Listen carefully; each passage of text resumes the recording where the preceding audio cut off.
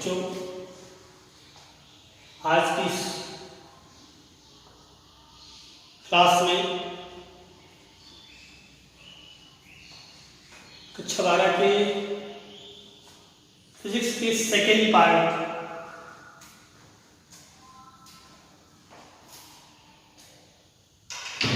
का सबसे important chapter Koli Pushpak प्रकाश का अपवर्तन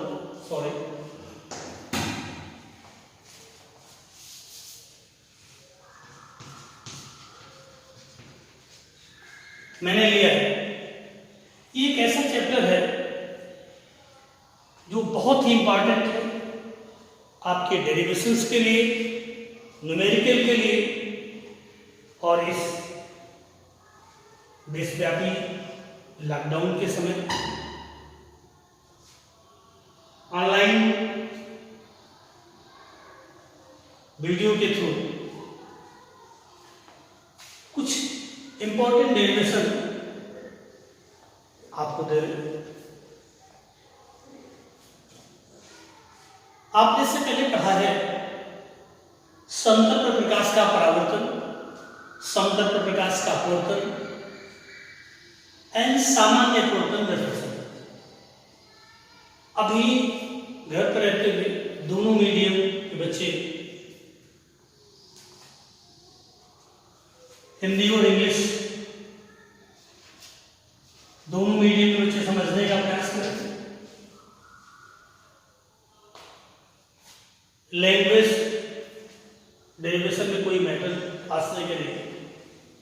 तो आइए, मैंने दो टॉपिक किए, गोली अपवर्तक पृष्ठ, चूंकि चैप्टर टॉपिक है गोली पृष्ठ पर प्रकाश। तो पहले हम फोकस करेंगे स्फेरिकल रिफ्रैक्टिंग सरफेस।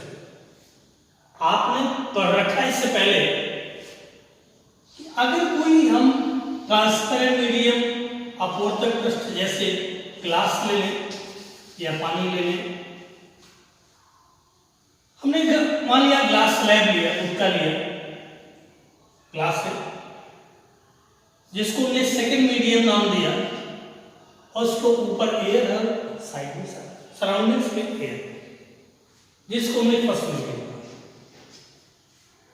कोई प्रकाश किरण एयर से ग्लास में जाती है या ग्लास से एयर में जाती है। अभी बेसिकली आप देखिए एयर से ग्लास में अगर जाती है तो एक लाइट रे किसी पॉइंट पर इंसिडेंट होगी जहां पर वो आपतित होती है। यहां पे अगर नॉर्मल ड्रा करें आपतन को होगा। पृष्ठ देखिए कैसा है, समतल पृष्ठ है, यानी कि जब कोई प्रकाश किरण एक माध्यम से दूसरे माध्यम में प्रवेश करती है तो दोनों माध्यमों को अलग करने वाला सेपरेटिंग सरफेस कैसा है, समतल है। इसीलिए इस पृष्ठ को क्या कहेंगे, समतल पृष्ठ। और इसका अपवर्तन समतल पृष्ठ पर प्रकाश का अपवर्तन होगा अपवर्तन के नियमों के आधार पर। जब एयर से ग्लास में यानी कि रेयर मीडियम से डेंसर मीडियम में जाएगी तो अभिलंब झुक जाती है।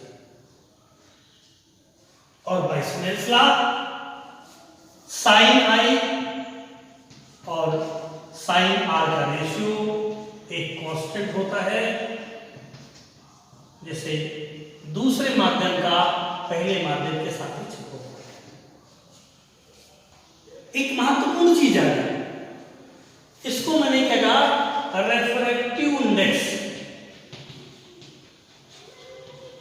थोड़ा सा हम इस पे फोकस करेंगे क्योंकि इस टॉपिक में रेफ्रैक्टिव इंडेक्स एक इंपॉर्टेंट फैक्टर उभर के आता है, यूज होता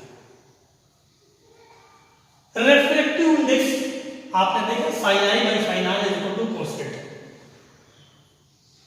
अगर एयर से ग्लास में जाती तो रिफ्रैक्टिव इंडेक्स ये हो गया। अगर रिफ्लेक्शन ग्लास से एयर में तो ये जीएनए हो जाएगा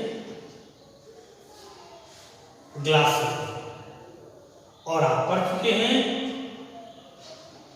कि ये ये साइन आर अपॉन साइन आई होगा और ये 1 अपॉन। एक चीज और, प्रकाश की उत्क्रमणीयता में, प्रकाश की उत्क्रमणीयता, रिवर्सिबिलिटी जिसको,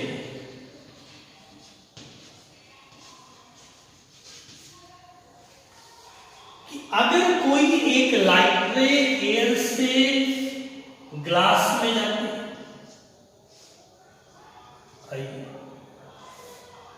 ये ग्लास को देखा है, तो प्रकाश की रिवर्सिबिलिटी का नेचर इसमें होता है कि अगर एयर से ग्लास में जाती है, ये आपतन कोण है या अपवर्तन? उत्क्रमणीयता का नियम क्या है? नेचर रिवर्सिबिलिटी का होता है लाइट में कि अगर हम प्रकाश को अपवर्तित किरण की दिशा में आपतित करें, यानी कि जस्ट अगर अपवर्तित किरण की दिशा में प्रकाश आपतित हो तो निश्चित रूप से अपवर्तन प्रसार आपतित किरण की दिशा में। इस स्थिति में यानी कि अगर हम अपवर्तित प्रकाश की किरण की दिशा से प्रकाश को डेंसर से लेयर में अपवर्तन हो तो निश्चित रूप से वो आपतित किरण की दिशा में अपवर्तित होता है। इस स्थिति में GNA इज इक्वल टू होगा साइन आर अपॉन साइन, जो मैंने बताया, और ये इज इक्वल टू बनेगा ए। तो एक फार्मूला बन गया, क्या बन गया कि अगर प्रकाश का अपवर्तन की डायरेक्शन बदल जाए, जैसे एयर से ग्लास में हो अपवर्तन तो रिफ्रैक्टिव इंडेक्स होगा ANG, तो अगर डायरेक्शन बदल जाए ग्लास से में हो तो refractive index will be GNA and the value of GNA is equal to inverse of the ANG। ये इंपॉर्टेंट है। एक चीज साथ में और तब आगे बढ़ेंगे।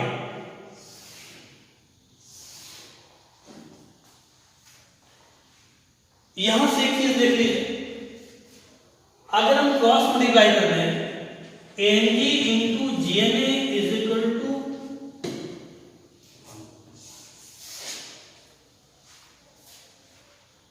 इससे एक चीज क्लियर हुई, अगर यहां पर एयर है, ये ग्लास है,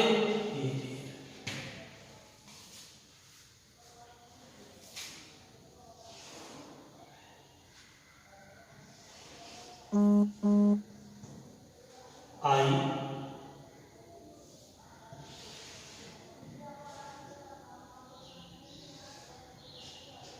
R1 को या पुत्रन पहले से दूसरे मीडियम, दूसरे में से अगर फर्स्ट टाइप वाले मीडियम में अपवर्तित होगी तो ये निर्गत किरण और आपतित किरण आपस में क्या होगी? ये R1 है तो ये R1 होगा, ये भी पैरेलल होंगी तो ये आई है तो ये आई। उस स्थिति में ANG इज इक्वल टू होगा sine I upon sine R1 into GNA is equal to sine R1 upon sine. अगर मल्टीप्लाई करेंगे तो GNA is equal to sine I upon sine R1 into sine R1 by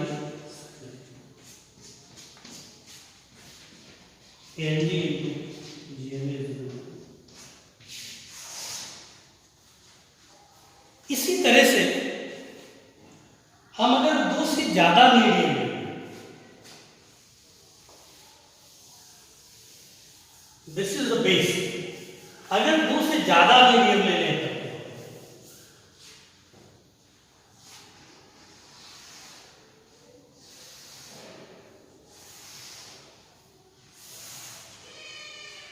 पहला medium, दूसरा medium, तीसरा medium और फिर पहला यानी कि एयर से glass liquid, air glass liquid और फिर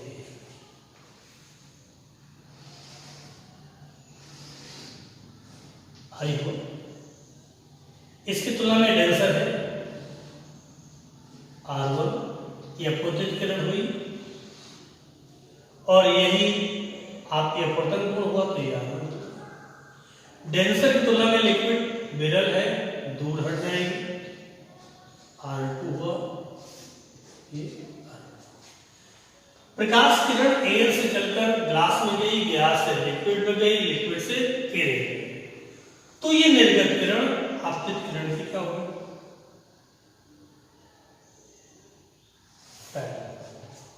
और इस समय ये आई।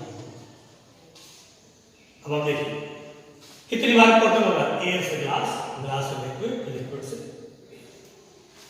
एयर से ग्लास, साइन आई अपॉन साइन R1, ग्लास से liquid, sine R1 by sine R2, liquid से air, sine R2 by sine. अगर इनको मल्टीप्लाई कर दें तो ANG into GNL into LNA is equal to क्या आएगा? सब मल्टीप्लाई कर दें, ये डिनोमिनेटर में, न्यूमरेटर में, डिनोमिनेटर में, न्यूमरेटर में क्या बचेगा? Sine i by sine is equal to क्या है? नॉर्मली देखिए जी ये ऐसे कैंसिल होगा, यानी कि जब कोई प्रकाश किरण एक माध्यम से चलकर कई सक्सेसिव माध्यम से होते हुए फर्स्ट टाइप के माध्यम में अपवर्तित होती है, तो उन क्रमागत माध्यमों के अपवर्तन से पश्चात मिले अपवर्तनकों का प्रोडक्ट हमेशा क्या होगा? ये दो फार्मूले आपको लिखना है। इसके बाद आगे बढ़ेंगे, क्योंकि बात हम कर रहे थे गोलीय पृष्ठ, गोलीय अपवर्तन। ये बेस जो भी तक पढ़ते हैं और डेफिनेशन की बात रही तो एक माध्यम से दूसरे माध्यम का अपवर्तन, रिफ्रैक्टिव इंडेक्स, ये the refractive index of second medium with respect to first medium is equal to the ratio of the velocity of light in first medium to the velocity of light in second medium। जैसे ANG है तो is equal to क्या आएगा? VA by V। ये important formula है। आप इन refractive index को दिमाग में जब तक नहीं बैठा पाएंगे तब तक इसके न्यूमेरिकल में बड़ी प्रॉब्लम। चलिए समतल पृष्ठ आपने देखा, गोलीय अपवर्तन पृष्ठ एक ऐसा पृष्ठ होता है जो कि ठोस किसी गोले का आंशिक भाग होता है। जैसे कोई ठोस गोला है और इसको पार्सली हम ऐसे इसको डार्क करो, इसको क्या कहेंगे? गोलीय पृष्ठ। अभी समतल नहीं, इस ये कहलाता है गोलीय पृष्ठ। जब ये सॉलिड है, ठोस गोला है,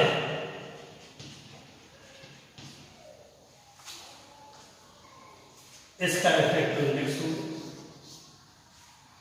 इस गोलीय पृष्ठ का सेंटर उस गोले का केंद्र होगा। अब इस पर कोई प्रकाश किरण आपतित होगी, जैसे आपने वहां देखा था समतल में कि कोई किरण आपतित होती है, यहाँ पर नॉर्मल हुआ, नॉर्मल से एंगल कंसीडर होता है और लॉ ऑफ रिफ्रैक्शन लागू होता है अपवर्तन, चाहे दूर हट जाएगी और या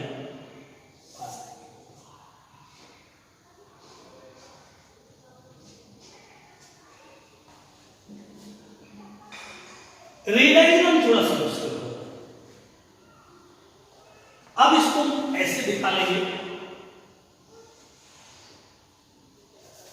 मेन हमारा फोकस होगा ये गोली पिस्टल।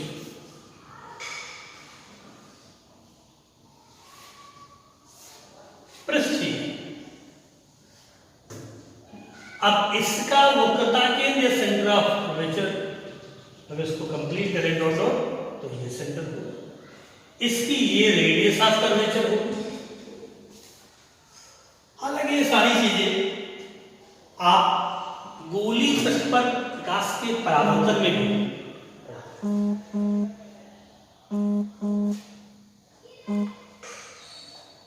वहां पर सेल होती थी, किसी खोखले गोले का अगर पार्शियल पार्ट लिया जाए तो उसके एक सरफेस पे पॉलिश कर दी जाए तब मिरर होता था।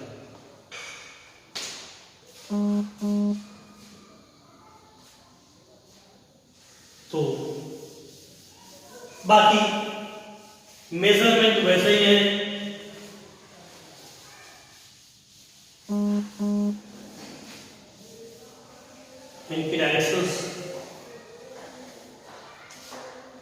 यहां पर सबसे मुश्किल काम होता है रेडियस। अब मैं इस पार्ट को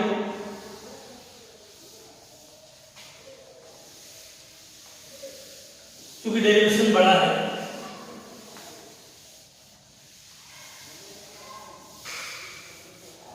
इस डेरिवेशन को देखिए, रेफ्लेक्शन फॉर्मूला, reflection formula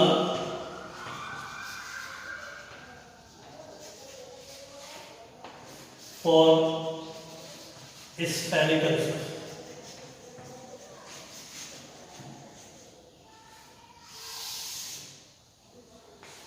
ये दो कैटेगरी होगा, एक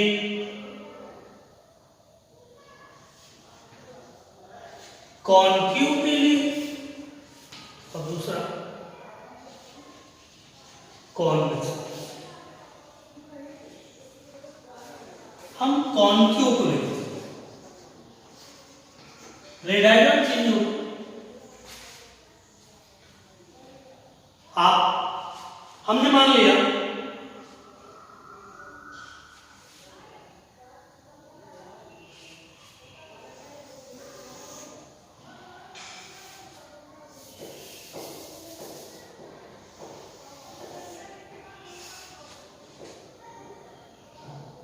ये रिफ्लेक्टिंग सरफेस, पीछे से हमारा कोई मतलब नहीं है, प्रकाश इस पर आता है, ये अवतल पृष्ठ।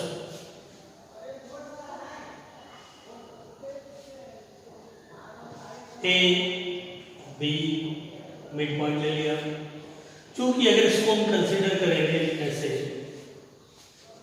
तो ये गोला कंप्लीट होगा और इसका ये सेंटर होगा, सेंटर और पोल से जाने वाली लाइन ध्यान से दीजिए। हमने मान लिया ये अवतल पृष्ठ, हमको फार्मूला निकालना है, reflection formula for spherical surface. रे डायग्राम में बड़ी दिक्कतें होगी, इसलिए कॉन्सेप्ट पकड़ने का प्रयास करिए। फिगर में थोड़ा सा और बड़ा करूंगा क्योंकि मेन रे डायग्राम ही है।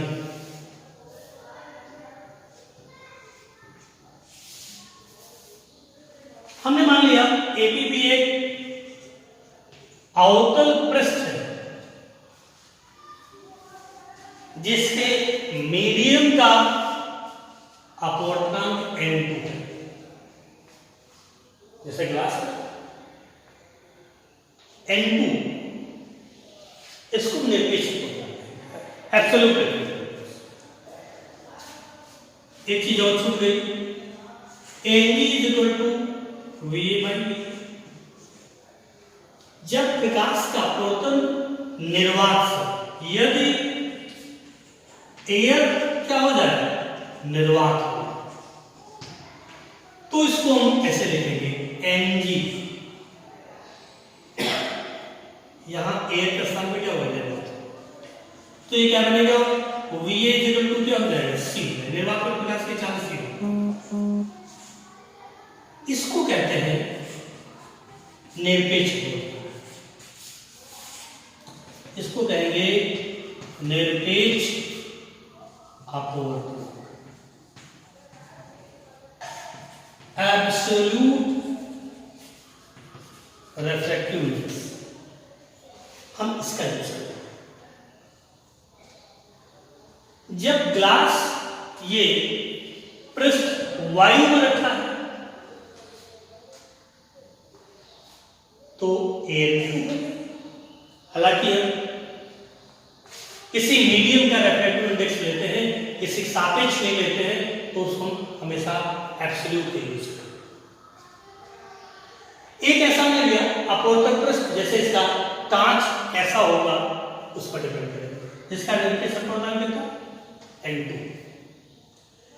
एक ऐसे माध्यम में रखा है जिसका निरपेक्ष अपवर्तन कितना N। हम यहां पर वायु नहीं कह रहे हैं, वो वायु की डेंसिटी कितनी है। अगर इसको वायु ही हमने कहा, एयर ही कहा, तो एयर एब्सोल्यूट रिफ्रैक्टिव इंडेक्स अगर एयर लेंगे क्या पे जाएगा, Na = C/V। अब इस माध्यम को चाहे वायु कहे चाहे लिक्विड कहे, लिक्विड की तुलना में गैस है। तो हमने क्या कहा, एक गोली अवतल पृष्ठ APB जिसका निरपेक्ष अपवर्तन N2 है, एक ऐसे माध्यम में रखा है जिसका निरपेक्ष अपवर्तन है। मेन रे डायग्राम है इसका, हमने कहा कि सर्कल अगर पूरा करेंगे ये इसका सेंटर ऑफ कर्वेचर,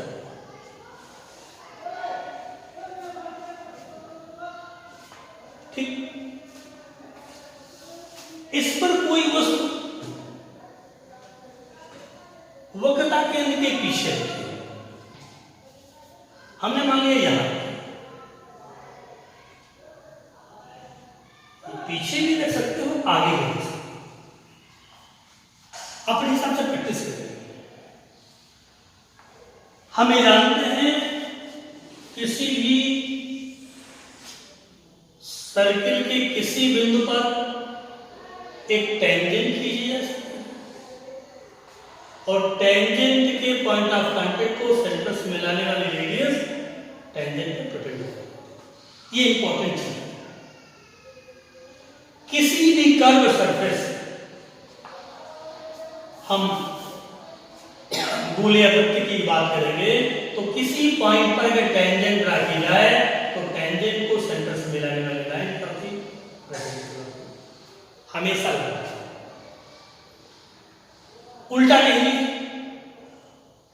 किसी भी वृत्त के केंद्र को परिधि के किसी बिंदु से मिला दें तो यह बिंदु पर किसी की टेंजेंट और क्लियर कर दें। किसी वृत्त की कोई भी त्रिज्या इस वक्री पृष्ठ पर हमेशा लंब होगी,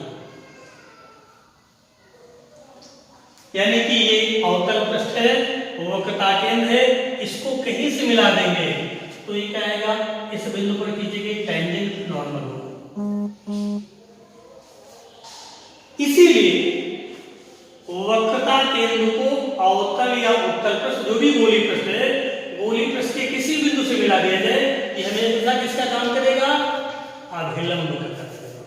हमेशा किसका काम करेगा, नॉर्मल।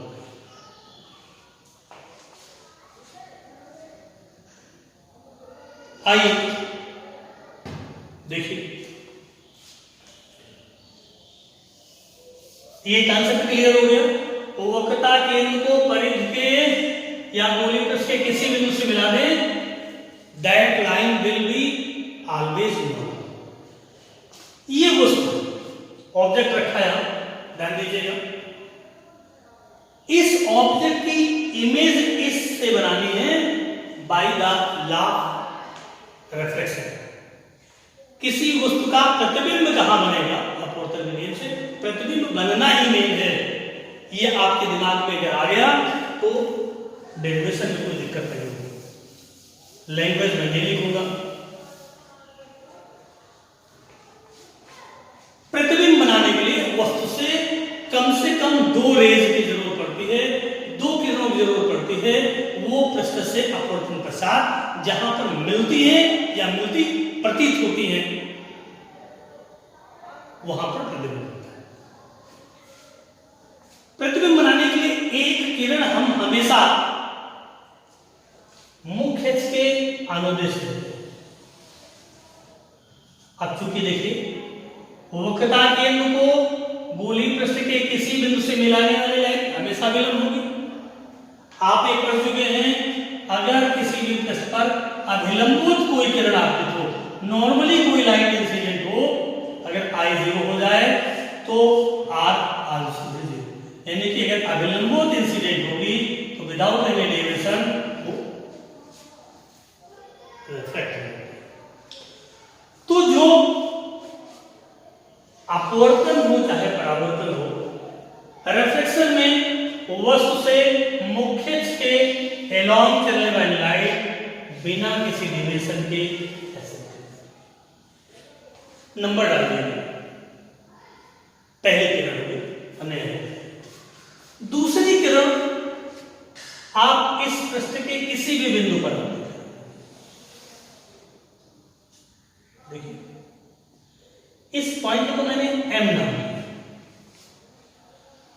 अब ये किधर जाएगी अपवर्तित, किधर अपवर्तित होगी, थोड़ा सा क्लियर करने के लिए सीखो, आगे देखना। अपवर्तन के लिए हमें अगर कोई लाइट इंसिडेंट हो रही है और अपवर्तन क्लियर करने के लिए इनको नॉर्मल चाहिए। हम जानते हैं वक्रता केंद्र को परिधि के किसी भी बिंदु से मिला दें तो ये नॉर्मल, ये नॉर्मल होगी तो ये एंगल I है।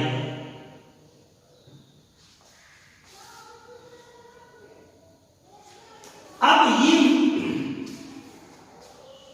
यहां पर ये मानना पड़ेगा कि जो दूसरा माध्यम है ये पहले माध्यम की तुलना में रेयर या डेंसर है, तभी तो हम अपवर्तन दिखा पाएंगे कि ये विलंब से दूर हटेगी या पास होगी। हमने यहां पर late N2 is greater than ये माना है। अगर मानेंगे नहीं तो रिफ्लेक्शन में देखेंगे, आप कब भी मान सकते हो। अगर दूसरा माध्यम कांच का माध्यम पहले माध्यम की तुलना में सघन है तो अपवर्तन पश्चात या विलंब की ओर झुकेगी और अगर विरल है तो अविलंब से दूर। हमने ये ध्यान दीजिएगा। तो ये प्रकाश किरण इस दिशा में जाना इसको चाहिए, लेकिन किधर झुक जाएगी, थोड़ा सा इसको और दूर कर लें तो आपका रे डायग्राम हमने मान लिया ऑब्जेक्ट यहां रखा है, ये प्रकाश किरण यहां पर आपतित होती है, ये आपका नॉर्मल हुआ,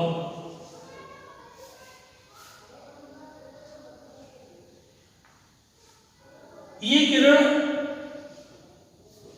ऐसे जा रहा है, ये आपका एंगल है।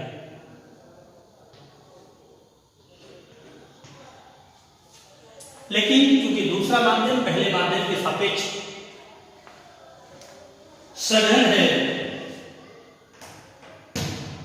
दूसरा माध्यम पहले माध्यम सघन है तो किधर मुड़ेगी, अभिलंब की ओर। यह अभिलंब है, अभिलंब की ओर मुड़ेगी कि अभिलंब से दूर है, अविलंब की ओर, इस अगर विरल होता दूसरा तो अविलंब से दूर हटती, अब किधर झुकेगी, ऐसे। ध्यान दीजिएगा, ऑब्जेक्ट्स के यहां से दो किरणें चलती है, एक ऐसे जा रही है, इसको क्या कहा मैंने, पहली किरण जा रही, यहां तक पहुंची और अपवर्तन पश्चात एक पहली किरण, दूसरी किरण उससे चली जो अपवर्तक पृष्ठ के बिंदु M पर आपतित हो रही है, बिंदु है, ये I है और ये क्या होगा, देखिएगा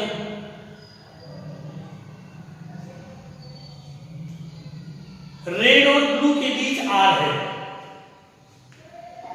ये अपवर्तित किरण है रेड, और ये यहां से देखिए अपवर्तित किरण को मैंने रेड से देखा 1 नंबर, और यहां से किरण आ रही थी, ये दो आपतित किरणें हैं, अपवर्तन का साथ देखिए पिंक से दिखाया मैंने दो, अब ये आगे कहीं नहीं मिल रही है, जब आगे कहीं नहीं मिल रही है तो इसका मतलब उसको पीछे बढ़ा, अगर इसको पीछे बढ़ा दें,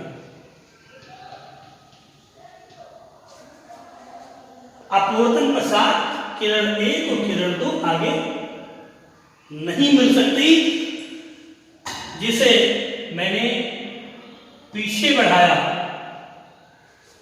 तो मुख्य अक्ष को जिस बिंदु पे काटते हैं यहां पर प्रतिबिंब होता है। इस तरह से एक बार फिर देख लीजिए, एक बिंदु वस्तु O रखी है, O से चलने वाली दो किरणें एक मुख्य अक्ष के अनुदिश जाती है, अपवर्तन के पश्चात बिना विचलित तो सीधे निकल जाती है। दूसरी किरण इस पृष्ठ के किसी बिंदु M पर आपतित होती है और अविलंब की ओर मुड़ते हुए पिंक कलर से दिखाया गया R को ऊपर बनाते हुए अपवर्तित जाती है। फिगर से क्लियर है कि अपवर्तन पश्चात किरण 1 और किरण 2 आपस में कहीं भी नहीं मिलेगी, जिसे पीछे बढ़ाया जाता है तो कहां मिलती है, यानी कि अपवर्तन पश्चात दोनों किरणें बिंदु I से आपतित प्रतीत होती है, मिलती प्रतीत होती है, इसीलिए इसको क्या कहेंगे, ये आपकी इमेज हो गई, ये ऑब्जेक्ट है, ये सेंटर ऑफ कर्वेचर है,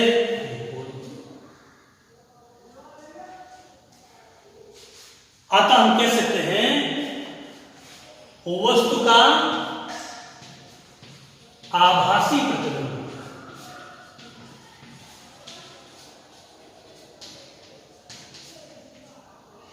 यहीं पे एक ध्यान से दीजिए, अगर N2 छोटा हो जाएगा तो किरण ये जो इस दिशा में जाना चाह रही थी उससे चलने वाली वो अविलंब से दूर हटेगी। अब दूर हटने में भी दो स्थितियां हैं, अगर थोड़ा सा दूर हटे तब भी आगे नहीं मिलेगी, एक और दो, देखिए अगर थोड़ा सा दूर हट जाए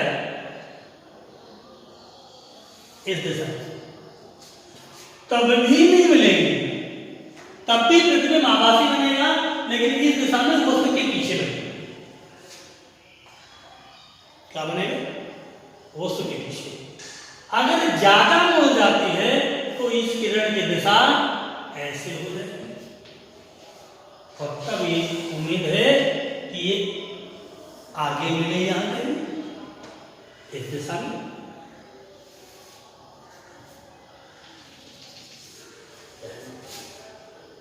तो रे डायग्राम चेंज होगा। ये स्थितियां आप अच्छे तरह से इनको अपने दिमाग में बैठा लीजिए। रे डायग्राम महत्वपूर्ण फैक्टर है इस तरह से, बाकी कुछ नहीं। मैंने दो स्थितियां बताई एक ही में कि अगर दूसरा माध्यम पहले के सापेक्ष सघन है तो निश्चित रूप से आभासी प्रतिबिंब बनेगा और वो प्रतिबिंब वस्तु के आगे बनेगा, और अगर दूसरा माध्यम पहले माध्यम के सापेक्ष विरल हो जाए तो दोनों स्थितियां पॉसिबल है, आभासी आभासी प्रतिबिंब बन सकता है, तब वस्तु के पीछे बनेगा और वास्तविक भी बन सकता है। ये हम डिस्कस कर लेंगे। किसी को अगर डाउट होगा तो आप मैसेज कर दीजिएगा, उसका रे डायग्राम हम आपको उपलब्ध करा देंगे। N2 दूसरे माना, यहां पर ये माना है। तो आइए फाइनली देखिए, इस तरह से किसी अवतल पृष्ठ के सम्मुख रखी किसी बिंदु वस्तु का आभासी प्रतिबिंब बिंदु I पर बनता है। अब यहां पर देखिए, अगर ये ब्लू और रेड के बीच का एंगल R है, तो ब्लू और रेड के बीच का एंगल ये भी तो होगा। अब ज्योमेट्रिकल पोर्शन होता है, ध्यान दीजिए।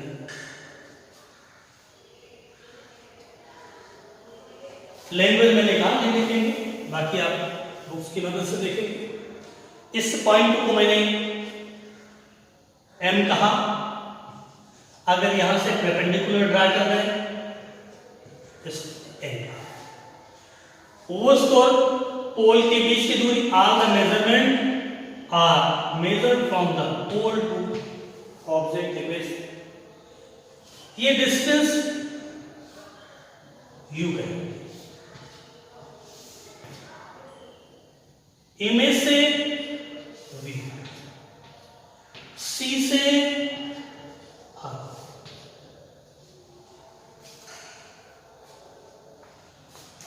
लेफ्ट के मेजरमेंट हैं, सारे मेजरमेंट P से स्टार्ट होते हैं। लेफ्ट होंगे तो नेगेटिव, राइट होंगे तो पॉजिटिव, ऊपर होंगे तो पॉजिटिव, नीचे होंगे तो नेगेटिव। यहां पर लेफ्ट राइट की है। अब यहां पे मान लिया आपतित किरण और मुख्य के बीच जो एंगल बनता है, इसको मैंने अल्फा कहा। अपोतित किरण और मुख्य के बीच एंगल जो बनता है, इसको बीटा कहा। अभिलंब और इसके बीच कोण बनता है, इसको मैंने गामा कहा। ध्यान दीजिए, ये मैंने अपनी तरफ से माना है अल्फा बीटा। चलिए अब मेन डेरिवेशन पे आते हैं। स्नेल के नियम से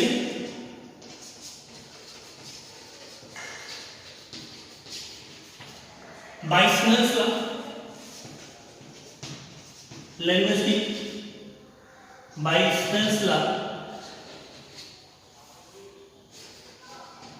sign I upon sine R is equal to होगा 1n2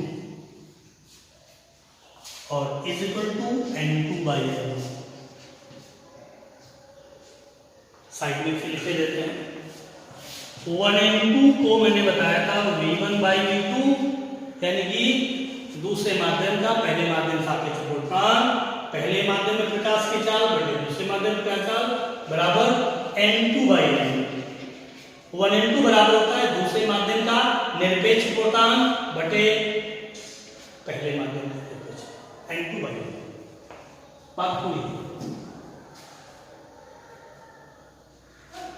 यहां पर कुछ परिकल्पनाएं ली जाएंगी, जैसे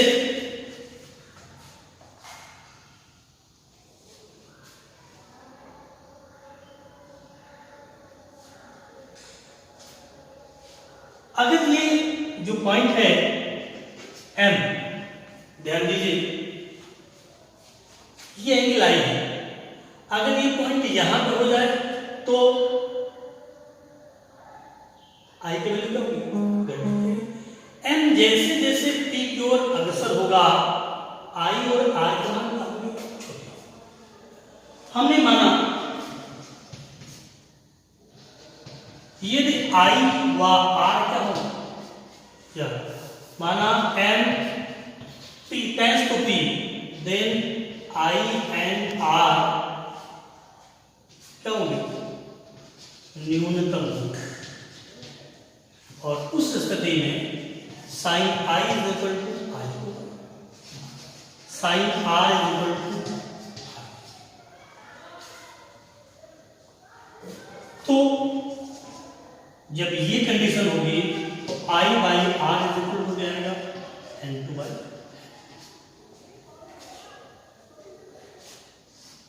क्रॉस मल्टीप्लाई कर दीजिए, N2 R is equal to आ गया N1 I।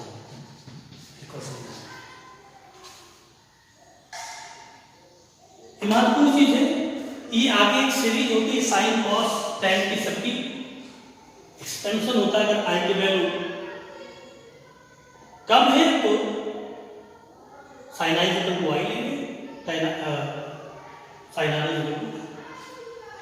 अब मेन हमको ध्यान दीजिएगा, आर और आई की वैल्यू हमें किसके पदों में चाहिए, यू वी और कैपिटल। अब मैथमेटिकली देखिए,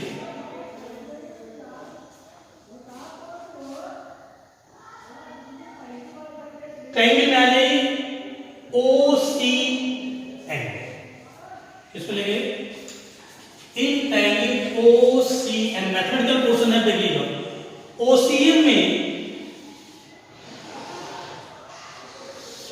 ये एंगल आई, ये एंगल अल्फा और ये बहिष्कोण। हम जानते हैं त्रिभुज के दो अंतःकोणों का योगफल बहिष्कोण के बराबर। तो क्या गया, I plus alpha is equal to gamma. तो आई इज इक्वल टू क्या है, गामा माइनस। इसी तरह से ट्रायंगल आईसीएम में r plus beta is equal to gamma, तो आर इज इक्वल टू क्या है, गामा माइनस बीटा। ये अल्फा आई और आर की वैल्यू समीकरण है।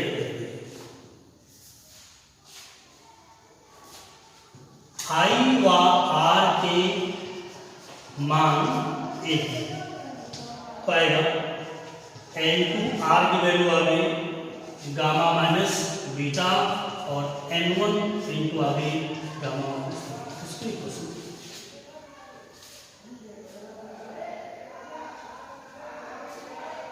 ये काम इतना कर लिया, यानी कि OCN और ICM का यूज करके हमने, अब हमारी इक्वेशन मेन इक्वेशन बन गई N2 gamma minus beta minus is equal to N1 gamma minus. मैं इधर का पोर्शन बता रहा हूं। अब हमको अल्फा बीटा गामा की वैल्यू यू वी आर को लेनी है। अल्फा बीटा गामा की वैल्यू यू वी और आर के पदों में चेंज करनी है। इसके लिए हम तीन राइट एंगल ट्रायंगल लेंगे, ओ एम एन, इसमें बाकी सिमिलर करेंगे। त्रिभुज ओ एम एन में क्या गया, tan alpha is equal to, इसको अगर हम h कह रहे हैं, h बाई क्या गया, ओ एन, h बाई। अब चूंकि OP की वैल्यू u है, ON की वैल्यू नहीं पता है, सेम परिकल्पना रहेगी। अगर MP की ओर अग्रसर है तो MP टेंड्स टू 0 हो जाएगा। ध्यान दीजिएगा, अगर M जैसे जैसे हम इसको P के करीब लेंगे वैसे वैसे, अगर M यहाँ है तो N यहाँ है, M यहाँ हो जाए तो N ये हो जाएगा, M यहाँ हो जाए तो N हो। जितना ही M P के पास होगा NP का मान उतना ही क्या होगा, 0। और जब NP 0 होगा तो ON बराबर OP, तब ON बराबर OP, CN बराबर IN बराबर IP, CN बराबर, अब यहां रख लीजिए। तो H बाई, अब जब ON हुआ तो ON बराबर क्या बन जाएगा, OP। अब इसकी वैल्यू रख लीजिए H बाई माइनस। साथ में जब NP को अक्सर होगा तो अल्फा क्या होगा,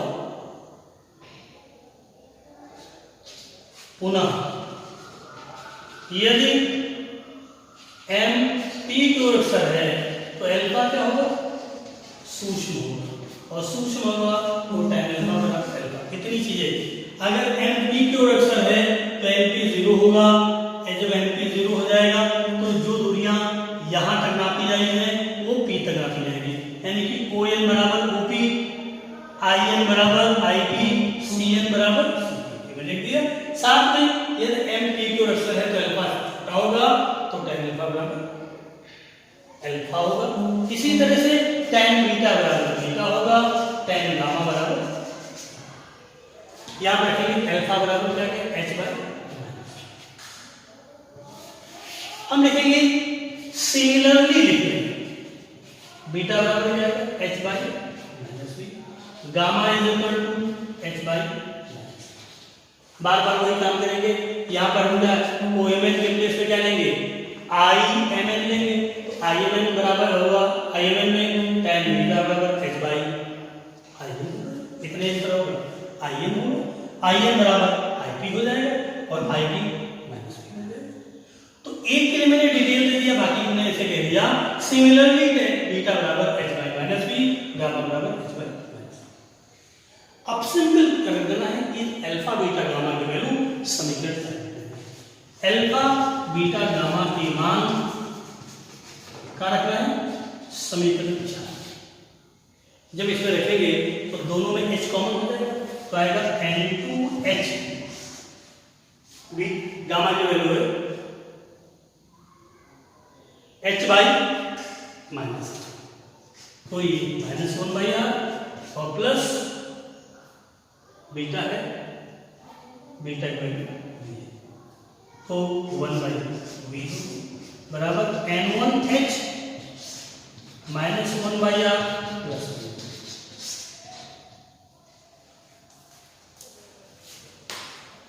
ध्यान दीजिएगा, हमने गामा की वैल्यू क्या रखा, h by minus r, h common हो गया -1/r, और ये माइनस h बाई माइनस भी होगा, माइनस प्लस, ठीक है। इसको सेपरेट करेंगे, -n2/r plus n2/v is equal to -n1/r और प्लस n1/v। इसको धर लें n2/v माइनस n1/u, इसको जब धर लेंगे तो आएगा n2 माइनस n1/r।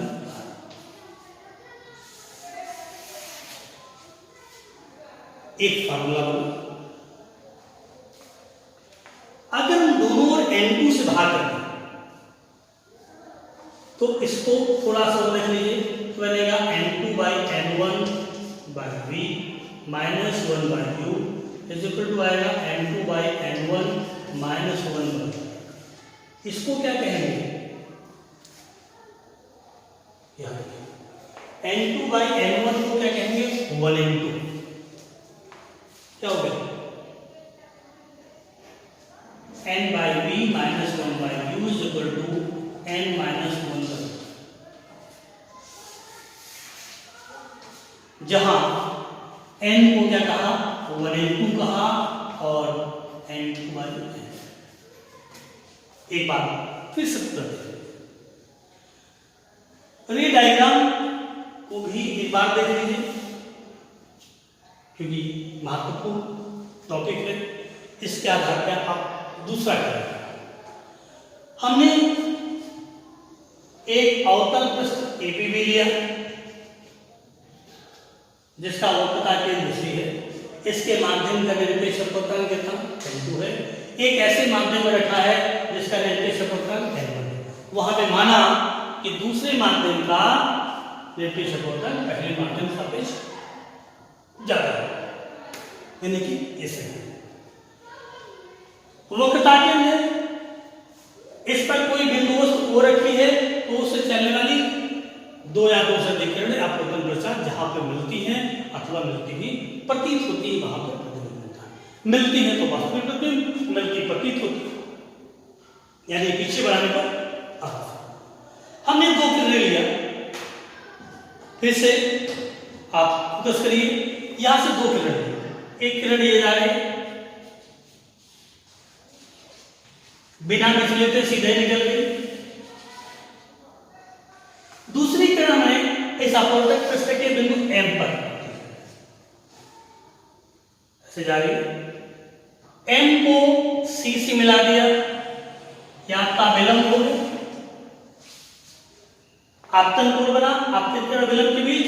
अब चूंकि यहां पर जाने के साथ अपवर्तन के नियम से चूंकि दूसरा माध्यम सघन है, इसलिए इस दिशा में न जाकर के डॉट डॉट लाइन पर न जाकर के नंबर 2 की दिशा में पिंक कलर से दिखाई गई दिशा में अपवर्तित होती है, अपवर्तन कोण कहता है।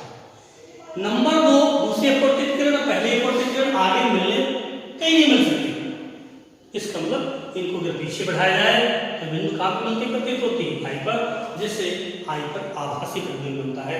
इसलिए यहां कहेंगे दूसरा माध्यम जब पहले माध्यम सापेक्ष सघन हो तो आप अवतल अपवर्तक पृष्ठ कॉन्केव स्फेरिकल सरफेस से वस्तु का आभासी प्रतिबिंब वस्तु के आगे होता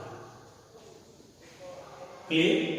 ज्योमेट्रिकली देख ले, ये अभिलंब और अपवर्तित किरण है, ऑरेंज कलर से दिखाया, पिंक कलर से दिखाया, तो ऑरेंज और पिंक के बीच एंगल क्या बनेगा, वर्टिकली अपोजिट आर। अब इधर साइड से काम करना आई और आर। आपतित किरण है, आपतित किरण मुख्य से जितना कोण बनाती है ये हमने अपने मान लिया, अपवर्तित किरण जो बनाती है बीटा है और अभिलंब जो बनाता है ये हाइट परपेंडिकुलर डाल लिया, इसको हमने क्या कहा था h positive, OP minus U, IP minus V और माइनस। स्टेप देखिए आपको करना है स्नेल के नियम से sin i बटे sin r बराबर 1n2 बराबर n2 बाई n, निरपेक्ष पूर्णांक है, ये क्या है निरपेक्ष पूर्णांक। दूसरे निरपेक्ष परिकल्पना है जिसको यूज करेंगे, यदि m जितने p के पास होगा i और r उतने क्या होंगे छोटे होंगे, और छोटे होने की दिशा में sin i बराबर i के sin i बराबर